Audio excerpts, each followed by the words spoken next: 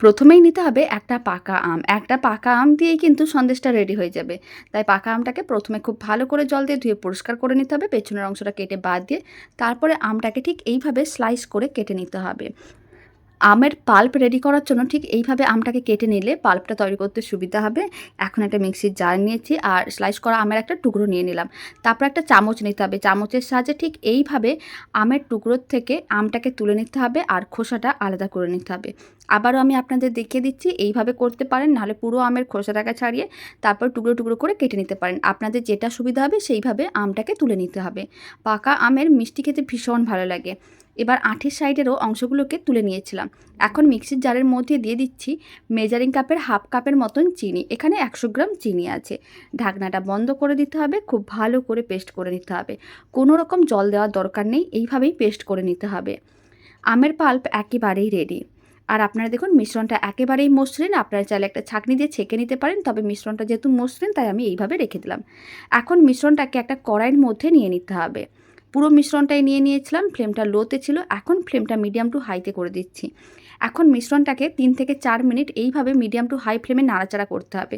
তাহলেই দেখতে পাবেন যে খুব সুন্দর একটা কালারে চলে আসবে। আর এইভাবে আমের মিশ্রণটাকে একটু নাড়াচাড়া করে নিলে খেতে কিন্তু দারুণ লাগবে। যে কোনো মিষ্টির রেসিপিতে এইভাবে আমের পাল্পটা রেডি করে দিয়ে দেখবেন, দারুণ লাগবে খেতে। আর বানানো এতটাই সহজ, বাড়িতে একবার বানালে কোনোদিন দোকানে খুঁজবেনও না, আর যখনই বানাবেন বাড়িতেই বানিয়ে নিতে পারবেন। যে কেউ খুব সহজেই বানিয়ে নিতে পারবেন, কোনো রকম ছানা বানানোর ঝামেলা ছাড়াই এরকমই একটা মিষ্টি বাড়িতে খুব সহজে রেডি করা যায়। না দেখলে বিশ্বাসই করতে পারবেন না। প্রায় 3 মিনিটের মতন নাড়াচাড়া করে নিয়েছিলাম। আপনারা দেখুন মিশ্রণের কালারটা কেমন চেঞ্জ হয়ে গেছে আর ট্রান্সপারেন্ট হয়ে যাচ্ছে। এখন ফ্লেমটা একেবারেই লোতে করে দিতে হবে। কড়াইয়ের মধ্যে দিয়ে দিতে হবে হাফ লিটার দুধ। এখানে আমি প্যাকেট দুধ নিয়েছি। হাফ লিটার প্যাকেট দুধ আমি দিয়ে দিলাম। ফ্লেমটা লোতেই রাখতে হবে। তারপরে খুব ভালো করে আমের পাল্পের সঙ্গে দুধটা খুব ভালো করে মিশিয়ে নিতে হবে।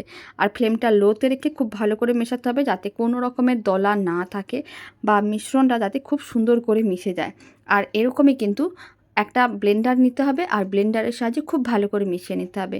এই মিষ্টির রেসিপি একদিন হলেও বাড়িতে বানিয়ে দেখতে পারেন। আশা করি এই পুরো আমের সিজনে আরও 4-5 বার বানাতে মন চাইবে। লো ফ্লেমে খুব ভালো করে মিশিয়ে নিয়েছিলাম। এখন হাফ কাপের মতন গুঁড়ো দুধ দিয়ে দিলাম। প্রায় 50 গ্রামের মতন গুঁড়ো দুধ দিয়েছি। গুঁড়ো দুধটাও খুব ভালো করে মিশিয়ে নিতে হবে। খুব ভালো করে গুঁড়ো দুধ মিশিয়ে নিতে হবে আর ফ্লেমটা লোতেই রাখতে হবে, কারণ লো ফ্লেমে গুঁড়ো দুধ মেশালে কোনো রকমের দলা হয় না। যদি ফ্লেমটা মিডিয়াম বা হাইতে থাকে তাহলে কিন্তু গুঁড়ো দুধগুলো দলা পাকিয়ে যেতে পারে। তাই ফ্লেমটা একেবারেই লোতে রেখে খুব ভালো করে মিশিয়ে নিতে হবে। আপনারা দেখুন গুঁড়ো দুধ খুব ভালো করে মেশানো হয়ে গেছে। এখন দুধের মিশ্রণটাকে খুব ভালো করে ফুটিয়ে নিতে হবে। আর এইভাবে দুধের মিশ্রণটাকে খুব ভালো করে ফুটিয়ে নিলেই আপনারা দেখতে পাবেন দুধটা অল্প অল্প ছানায় পরিণত হয়ে যাচ্ছে, মানে ছানাটা কেটে যাচ্ছে। আর এই সময় আমি 2 ফোঁটার মতন ম্যাঙ্গো এসেন্স দিয়ে দিলাম। যেহেতু পাকা আমের মিষ্টি বানাচ্ছি তাই অল্প একটু ম্যাঙ্গো এসেন্স দিলাম। তবে ম্যাঙ্গো এসেন্সটা একেবারেই অপশনাল, আপনারা চাইলে দিতেও পারেন নাও দিতে পারেন। তবে অল্প একটু ম্যাঙ্গো এসেন্স দিলে মিষ্টির স্বাদ ও গন্ধ দুটোই খুবই ভালো আসবে। তবে এটা একেবারেই অপশনাল, আপনারা যে কোনো সুপার মার্কেট আর না হলে কেকের দোকানে খুব সহজেই পেয়ে যাবেন। এখন আমি কিছুটা মিশ্রণ তুলে তুলে দেখাচ্ছি। আপনারা দেখুন এইভাবে কিন্তু দুধটা ছানায় পরিণত হয়ে যাচ্ছে, মানে দানা দানা হয়ে কেটে যাচ্ছে। ঠিক এইভাবে যদি মিষ্টিটা রেডি করা হয়, কোনো রকম ছানা বানানোর ঝামেলা ছাড়া এইভাবেই কিন্তু মিষ্টিটা খুব কম সময়ের মধ্যে রেডি হয়ে যাবে।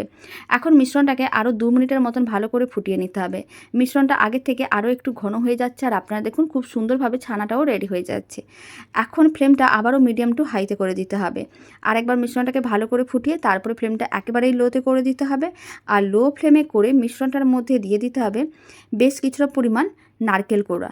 এখানে আমি একটা বড় নারকেল নিয়েছিলাম, তার হাফ নারকেলের যে ভাগটা আছে সেটাকে আমি নারকেল কোড়া রেডি করে নিয়েছিলাম। বেশ কিছুটা পরিমাণ নারকেল কোড়া দিয়ে দিলাম। এইভাবে মিষ্টিটা বানালে বা নারকেল কোড়াটা দিলে খেতে অনেক বেশি ভালো হবে, মানে স্বাদটা প্রায় 100 গুণ বেশি হয়ে যাবে।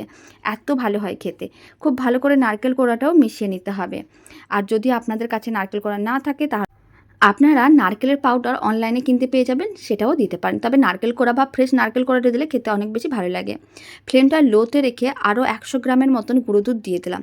খুব ভালো করে মিশিয়ে নিতে হবে। আপনারা চাইলে খোয়া ক্ষীর দিতে পারেন, যেহেতু খোয়া ক্ষীর সবসময় বাড়িতে থাকে না বা খোয়া ক্ষীরটা বাড়িতে সবসময় রাখা যায়ও না, তাই গুঁড়ো দুধটা কিন্তু সবার বাড়িতে সবসময় থাকে। তাই এইভাবে গুঁড়ো দুধও দিয়ে দিতে পারেন। আর মিষ্টির পরিমাণটা আমি একটু বেশি করেই বানাচ্ছি, তাই আমি এখানে জিনিসগুলো একটু বেশি করে দিচ্ছি। তবে আপনারা যদি কম করে বানাতে চান সমস্ত কিছুর পরিমাণটা কম করে দেবেন। এখন সমস্ত কিছু খুব ভালো করে মিশিয়ে নিতে হবে আর ফ্লেমটা লোতে রেখেই খুব ভালো করে মেশাতে হবে। যখন দেখবেন গুঁড়ো দুধটা খুব ভালো করে মিশে গেছে, তারপরে ফ্লেমটা মিডিয়াম টু হাইতে করে নাড়াচাড়া করে মিশ্রণটাকে ঘন আর শুকনো করতে হবে। প্রায় ৩-৪ মিনিট পরে দেখাচ্ছে, আপনারা দেখুন কালারটাও চেঞ্জ হচ্ছে আর মিশ্রণটাও ঘন হওয়া শুরু করে দিয়েছে। এইভাবে আরও ৩-৪ মিনিটের মতো নাড়াচাড়া করে নিতে হবে যাতে মিশ্রণটা আরও ঘন হয়ে যায় আর কড়াই থেকে যাতে একেবারেই আলাদা হয়ে যায়। এইভাবে একটু শুকনো শুকনো করে নিলে মিষ্টিটা বহুদিন সংরক্ষণ করে রাখা যাবে। আপনারা চাইলে কারোর জন্য গিফট হিসাবেও কারোর বাড়িতে বানিয়ে নিয়ে যেতে পারেন। আশা করি আপনার প্রশংসাই করবে, খেতে এতটাই ভালো হয়।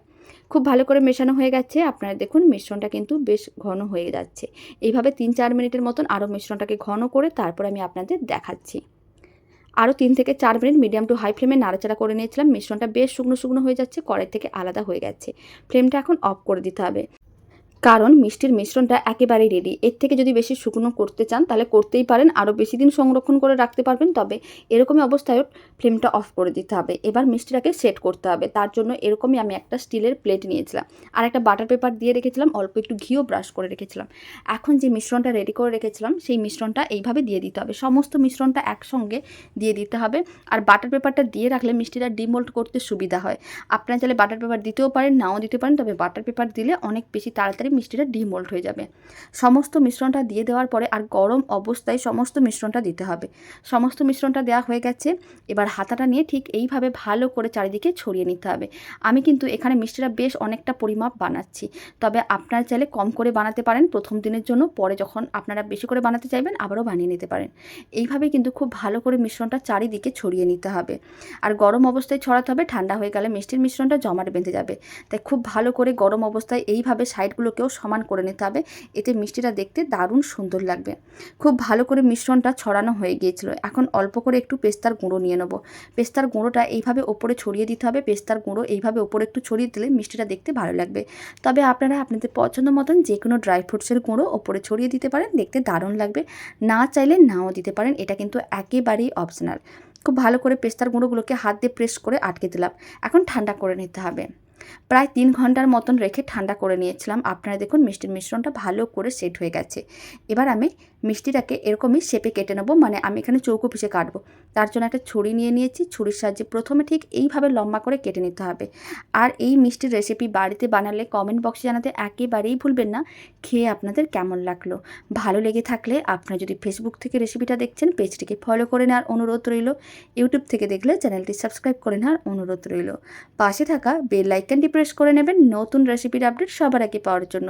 এখন লম্বা অংশগুলোকে ঠিক একইভাবে চৌকো পিসে কেটে নিলাম। এখন একটা আমি মিষ্টির টুকরো তুলে দেখিয়ে দিচ্ছি কতটা সুন্দরভাবে রেডি হয়েছে। আপনারা দেখুন তো, দোকানের মতন মিষ্টি একেবারেই রেডি হয়ে গেছে। দোকানে খুঁজলে আশা করি এরকমই মিষ্টি পাবেনই না। আর এই মিষ্টি একবার খেলে এর স্বাদ সারা জীবন মুখে লেগে থাকবে। দারুণ টেস্ট হয় আর দারুণ সুন্দর এর ফ্লেভার আসে। পাকা আমের সিজনে এই মিষ্টি একবার হলেও বাড়িতে বানিয়ে দেখতে পারেন। আর রেসিপিটা শেষ পর্যন্ত দেখার জন্য আপনাদের অসংখ্য ধন্যবাদ। এবার আমি আরেকটা মিষ্টি তুলে নিলাম আর মিষ্টিটা ভেঙেও দেখিয়ে দিচ্ছি ভেতরটা কত সুন্দরভাবে রেডি হয়েছে। তো চলুন ভিডিওটা আমি এখানে শেষ করছি। আপনারা সবাই ভালো থাকবেন, সুস্থ থাকবেন। আপনাদের সঙ্গে আবার নতুন কোনো রেসিপি নিয়ে দেখা হচ্ছে।